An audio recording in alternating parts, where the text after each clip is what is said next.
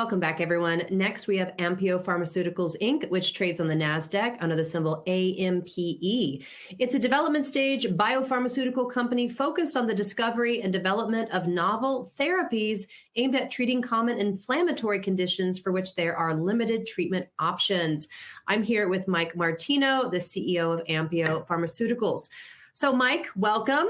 And you joined the board of Ampio in October of 2021. And you were named interim CEO that December. So over the next 4 months, Ampio made several important public announcements that weren't well received by investors. So what can you tell us about those announcements? Yeah, thank you, Anna. And hello, everyone. It's a pleasure to be here to share the re-emerging Ampio story. Anna, before I get to your question, I need to refer everyone to the forward-looking statements and risk and uncertainty section of our public filings, which are incorporated by reference in my comments today. Yeah, so Anna, it's been an interesting journey. Shortly after I joined the company, we made discoveries and over a period of time investigated those discoveries and made several important disclosures.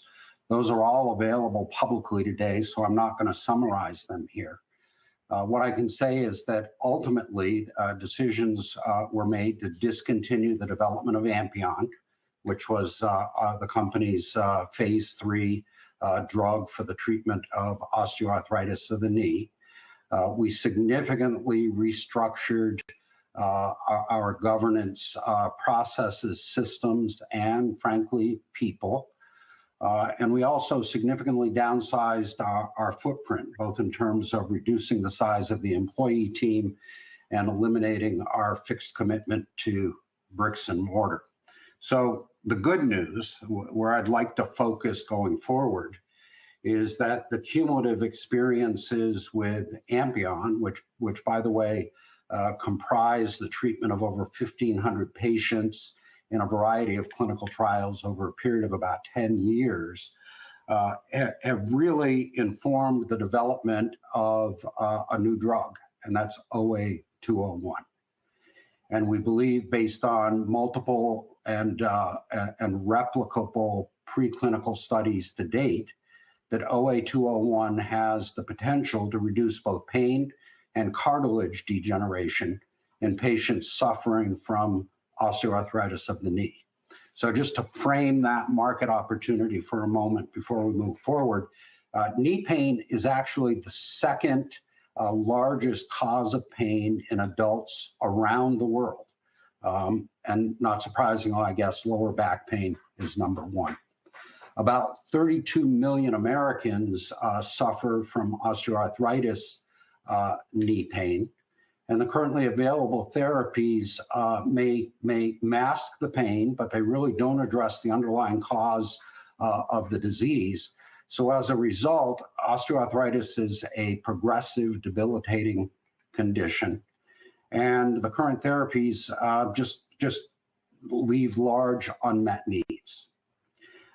And many patients, of the 32 million at any given point in time, probably only about 8 million are in active therapy because the therapies just aren't very good. Nonetheless, this is over a $35 billion treatment market today, and it's growing at 5 to 7% a year, driven by aging population and the increasing incidences of obesity and diabetes. So we're focused on a large market opportunity. And so can you tell us a little bit more about the OA201 and why do you think it will work when Ampion didn't? So let's start with Ampion. That was an ultrafiltrate of hyaluronic acid, of human serum albumin, which is a biologic. And Ampion consisted of 3 active ingredients that resulted from that filtration process. But as a filtrate of that biologic substance, the concentrations and potencies of those active ingredients in the finished drug product, i.e. Ampion, were identical to the concentrations and potencies in the starting material, human serum albumin.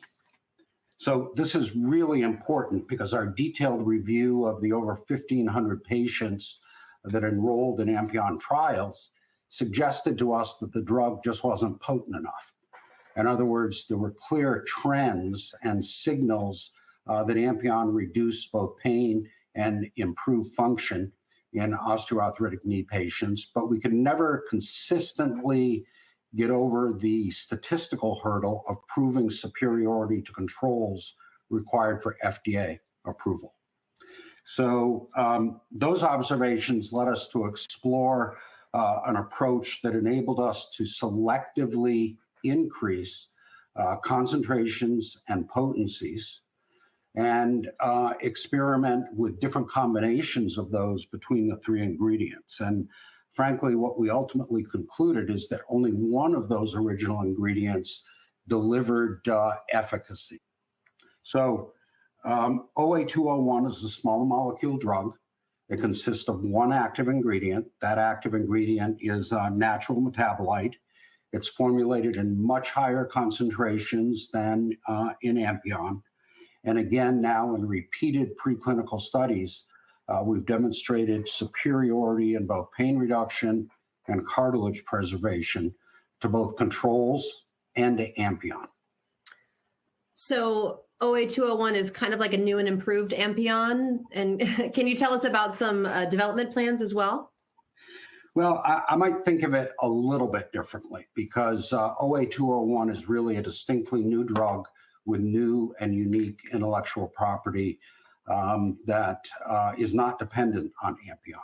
We did start with Ampion because there was a significant clinical experience to learn from. And we focused on how we could improve its potency, and that resulted in OA201, but it's not really Ampion. So in terms of the program, I think I'm scheduled to be back with you in November, and my plan is to lay out a detailed development program, including timelines and budgets at that point in time. What I can tell you today is that we have submitted a pre-IND meeting request to FDA. We expect to have their feedback on the questions and that request by the end of this year. That will put us in a position to file our IND and initiate a phase 1/2 clinical study by Q3 of next year, so Q3 of 2024. And we expect to have safety and efficacy data from that study about a year thereafter, so Q3-4 of 25. In terms of cash, because of course you can't develop drugs without cash, the incremental cash requirement to go from where we are today to the phase 1/2 results is $26 million, which by the way is a fraction of the time and money that was invested in Ampion development over the 10 years I've referenced. Of that 26 million, approximately 12 million is required to get us to IND approval and the setup and initiation of the phase 1/2 trial, and the balance would allow us to complete that trial and get to data. And again, I expect to lay out more details on this when we talk again in November.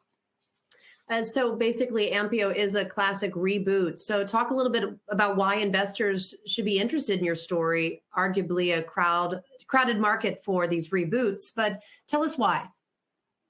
Yeah, Anna, all the public speaking coaches say I shouldn't say that's a great question. But I can tell you it's one that the board and myself have asked both ourselves and our advisors multiple times over this decision process. And where we are today is that we believe there are 5 reasons that Ampio represents an emerging value opportunity for investors. The first is the market. Osteoarthritis of the knee is a large market. It's a growing market. That growth is driven by things that are not going to go away, and there are compelling unmet needs in that market. The second is the product. While it's a new product, it is a derivative of a product that has been studied in over 1,500 patients in approved clinical trials, and I think our learnings from that experience are material and give us a leg up on frankly, the classical reboot. The third reason is that OA201, we believe, will be regulated as a small molecule drug, whereas Ampion was regulated as a biologic drug. As a result of that, we believe there's a very clear regulatory pathway with precedents on clinical trial design and things like endpoints and statistical analysis plans. And that simply wasn't the case with Ampion. That was a very tortured regulatory pathway. Fourth is our market cap. You know, we're starting from a market cap that, let's say, in the range of $3 to $4 million. And if you compare that to other companies with drugs at various stages of development in the orthopedic space, we believe that we have some relatively near-term value inflection points tied to executing our strategy and delivering some milestones. And again, those milestones include FDA feedback on the program later this year, IND in about a year, along with initiation of the trial, followed by safety and efficacy data from that trial about a year thereafter. And then finally, I'd say, as a result of the decisions we've made over the past year or so, we're a pretty lean virtual organization. We have 6 employees. We do not have fixed commitments to bricks and mortar. The management team and board have pretty extensive backgrounds in drug development. And we've augmented that, frankly, with a world-class team of scientific and clinical advisors, all with specific expertise in the orthopedic space and experience developing drugs in that space and interfacing with both regulators and other thought leaders in that space. So when you add all of those things together, again, we think this is a compelling emerging value story. Of course, we have to execute the strategy, and we have to hit our deliverables, and that takes cash. Absolutely. Well, Michael, we have time for one quick question from a longtime investor, Frank Carpenter. He says the stock used to have a cult following, and he looking forward to it getting back there. So, have you developed a timeline of milestones moving forward? Well, you know, I don't know what to say about the cult following part of it. What I can say about the timeline today is to repeat that we have filed a pre-IND meeting request with FDA. They've responded to that. We expect to have their feedback, or they've acknowledged that. We expect to have their feedback by the end of this year. We're preparing to initiate the IND-enabling preclinical studies that, of course, focus on things like toxicology and PK/PD. And that would put us in a position to file the IND later in 2024 to begin the phase 1/2 study in Q3 of 24, with data to follow, both safety and efficacy data, about a year later. Wonderful. Well, thank you so much for your time today with this update. We look forward to having you give the full presentation in November. Thank you, Michael. Thank you, Anna. Thank you, everybody. All right, everyone, stay with us. We have another 10-minute update spot from Step Gold coming right up.